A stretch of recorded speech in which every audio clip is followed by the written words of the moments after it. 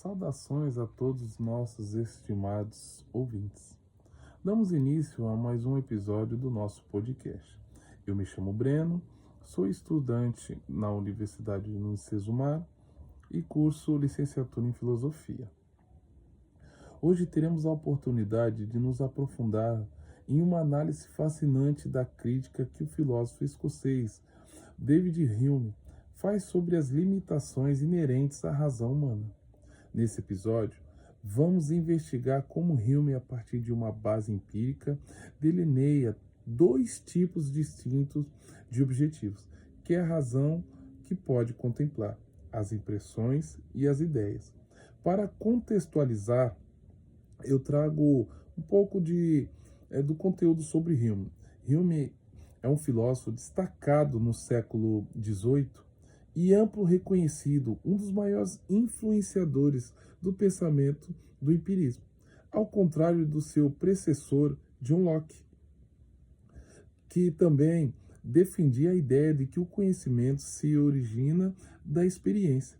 Hume adota uma postura mais crítica e cética, uma postura mais em relação à capacidade da razão humana para compreender de maneira que nos faz acerca e como essas complexidades se refletem em nosso entendimento. Para nós desenvolvermos essa impressão e a definição, no pensamento do filósofo Hume, as impressões são definidas como aquelas experiências sensoriais que vivenciamos de maneira direta e vívida, sendo apresentada a nós por meio de nossos sentidos em momentos específicos. Essas impressões constituem a base fundamental do nosso conhecimento, caracterizando-se por serem muito mais intensas e imediatas do que as ideias que formamos em nossa mente, e são essenciais para a nossa percepção no mundo. Uma das características diretas e vívidas de Hume é a impressão representada em o que sentimos de forma imediata e intensa. Como assim? Vou explicar.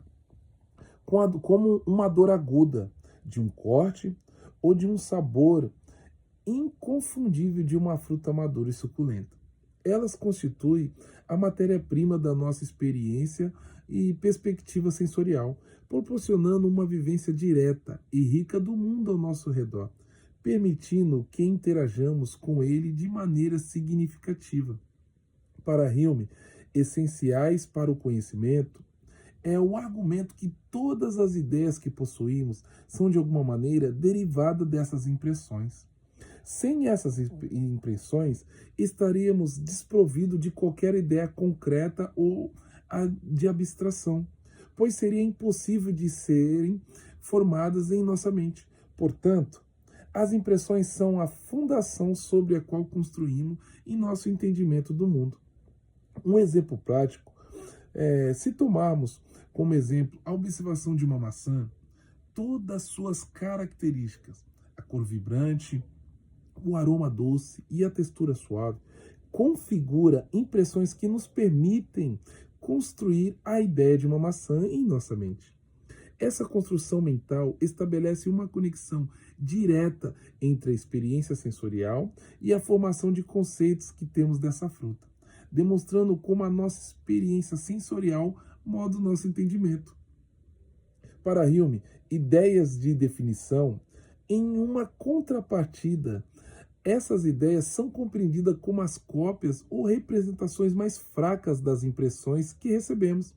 Elas resultam do processo de reflexão, do processamento das impressões que já vivenciamos, apresentando-se dessa forma como conceito que são menos intensas e mais abstratos, muitas vezes distantes da realidade palpável. A característica que Hume menos vívidas, né, assim como Hume ele enfatiza, são ideias por sua própria natureza. Não possuem a mesma intensidade emocional ou sensorial que as impressões. Por exemplo, o conceito de justiça é muito mais hétero e menos palpável do que a impressão de dor que sentimos quando sofremos um ferimento, ou até mesmo quando somos traídos por uma pessoa que confiamos. Essa diferença que nos leva a refletir sobre como nossas ideias podem ser abstratas e, por vezes, desconectadas das experiências concretas.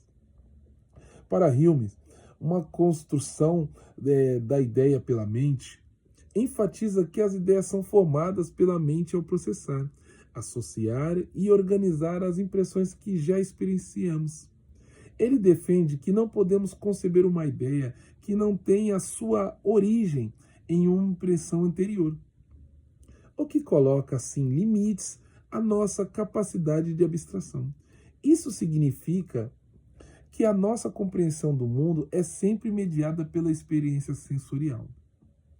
Para trazermos um exemplo ilustrativo, quando discutimos o conceito de liberdade, estamos acessando uma ideia que foi construída a partir dessas impressões, experiências, relacionamentos, as nossas escolhas e ações no mundo? Fica aí uma pergunta para vocês refletirem.